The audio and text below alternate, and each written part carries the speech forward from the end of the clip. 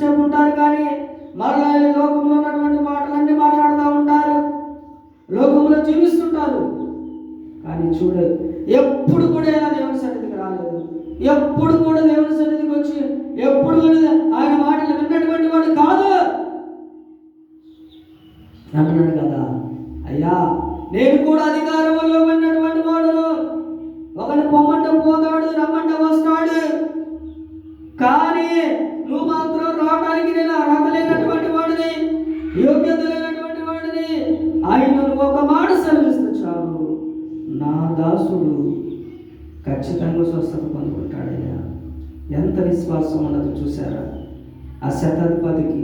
నీవు నేను కూడా వస్తా ఉన్నాం, పోతా ఉన్నాం, కానీ సరైనటువంటి క్రమం లేకపోవటం వలన, సరైనటువంటి విధానం లేకపోవటం వలన, సరైనటువంటి నీ చూపు, నీ తలంపు, ఆలోచనలు అన్ని పాపముతో ఇమిడి ఉండటం వలన ఏం చేస్తున్నావు నీకు అర్థం కావట్లేదు. ప్రియ సహోదరుడా, నీ ఆరోగ్యం బాగుపడట్లేదు, నువ్వు స్వస్థత పొందుకోలేకపోతున్నావు, ఎప్పుడు నీ బ్రతుకు అంతే అంతే అంతే అని ఆలోచిస్తున్నావు.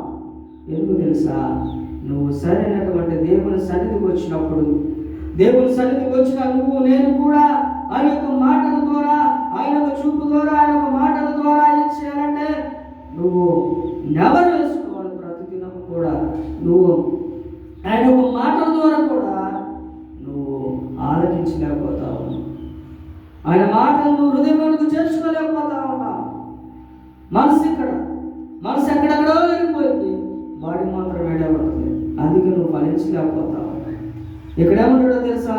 నువ్వు నా ఇంటిలోనికి వచ్చిన నేను పాత్రుడిని కానయ్యా అంటున్నాడు. ఎంత తగ్గింపు జీవితము. మొట్టమొదటిగా అంటున్నాడు, కుష్ఠరోగం కలిగినటువంటి వాడు, అయ్యా నీకు ఇష్టమైతే నన్ను శుద్ధినిగా చెయ్యి అంటున్నాడు. రెండో వ్యక్తి